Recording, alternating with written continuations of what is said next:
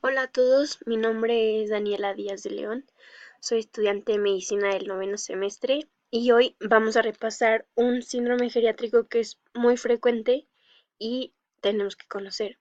Es el síndrome de caídas. Vamos a empezar por el concepto de caída. La caída es una precipitación a un plano inferior de manera repentina, involuntaria e insospechada que puede tener o no lesiones secundarias confirmadas por el paciente o por algún testigo. Cuando un testigo tiene la información de cómo fue la caída, nos puede dar la cinemática de esta y nosotros, gracias a esta información, podemos em, conocer o suponer las lesiones que puede tener nuestro paciente que no son visibles o que el paciente nos refiera. En la epidemiología, este síndrome es la quinta causa de muerte a nivel mundial. Tiene mayor mortalidad en personas de 70 años y se da en un 75% en mayores de 65 años. Las causas de este síndrome, bueno, son multifactoriales, dadas por condiciones intrínsecas y extrínsecas de cada paciente. Las condiciones intrínsecas son edad, estado sociodemográfico, historia clínica previa de enfermedades crónicas o crónicas que se agudicen, medicamentos que toma el paciente, mareo y vértigo, síncope, déficit visual y auditivo o trastornos de la función neuromuscular, marcha y reflejos musculares.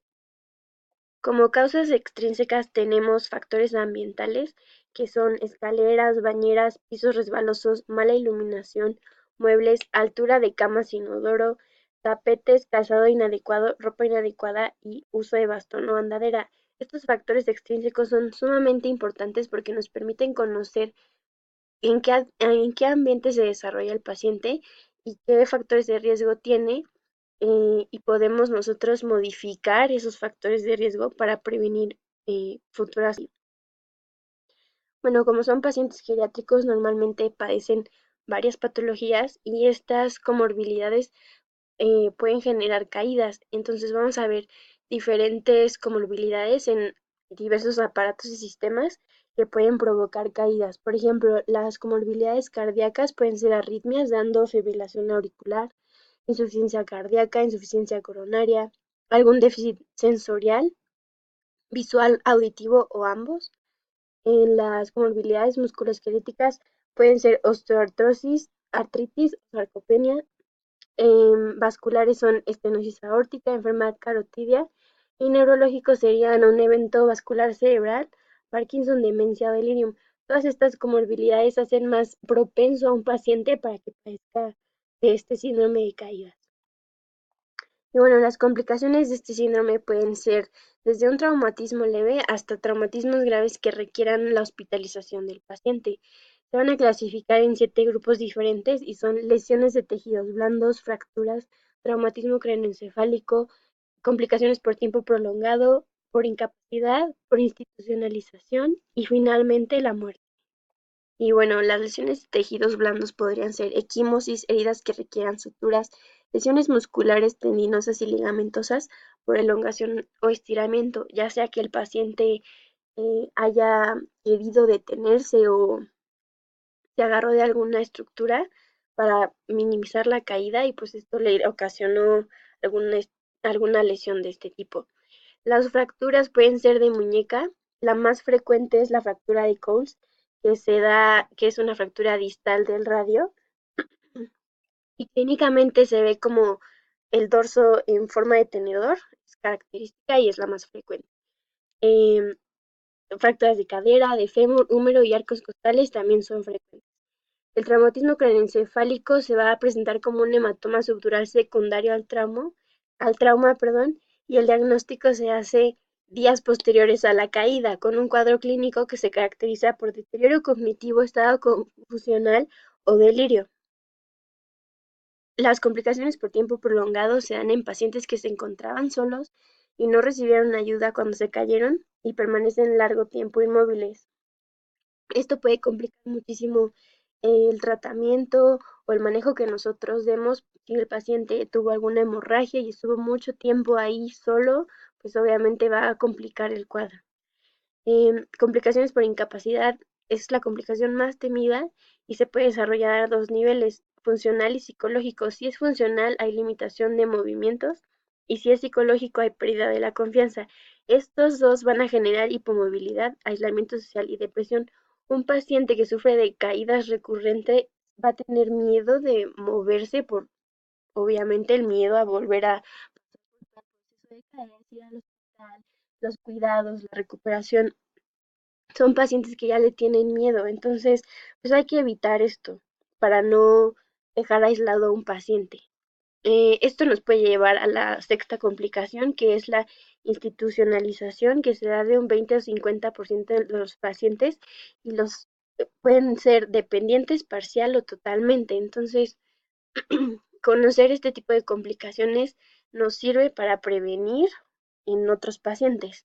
Y finalmente, la muerte, que se da en un 20 o 30% en el año posterior a la fractura por la caída.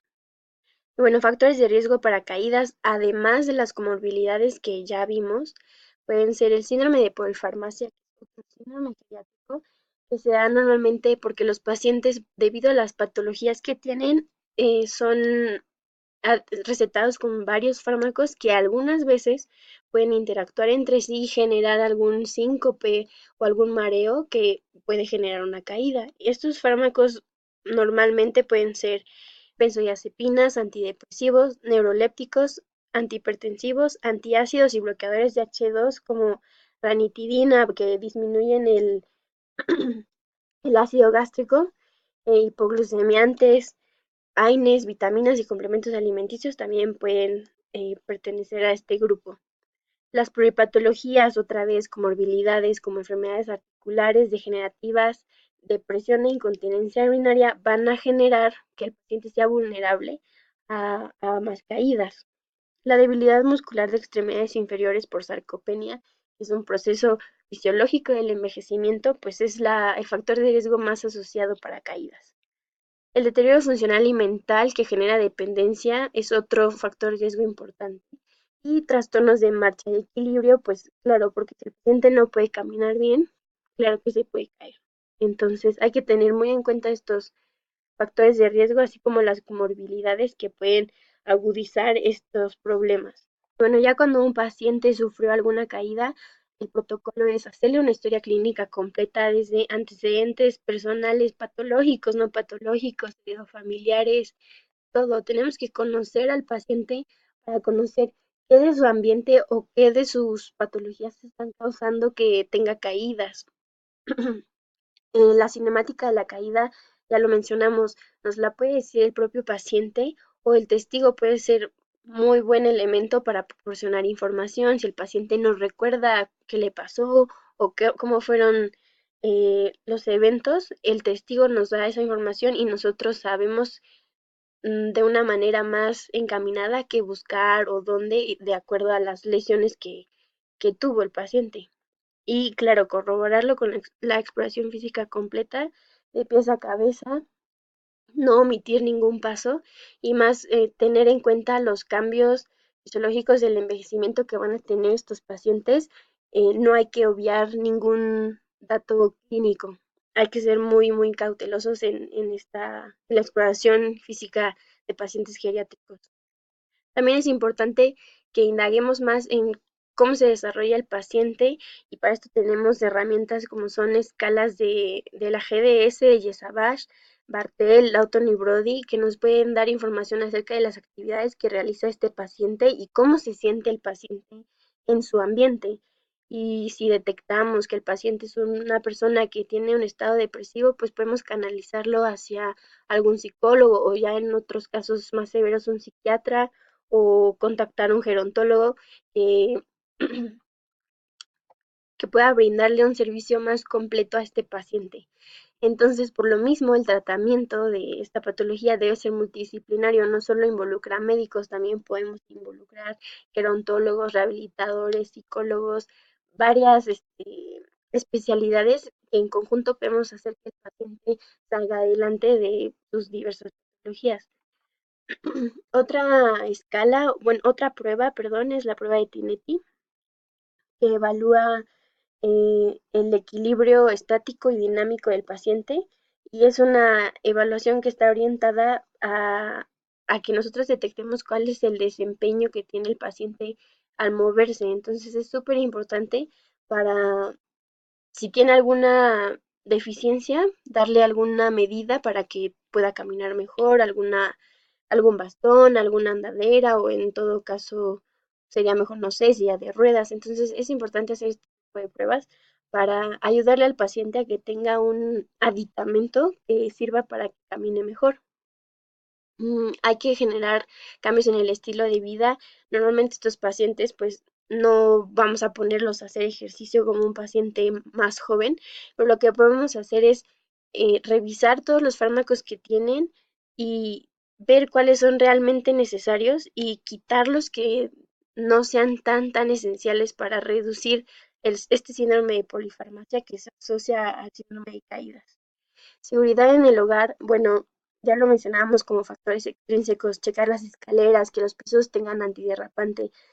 Tan sencillo como que el paciente tenga algún barandal en el que apoyarse cuando va caminando.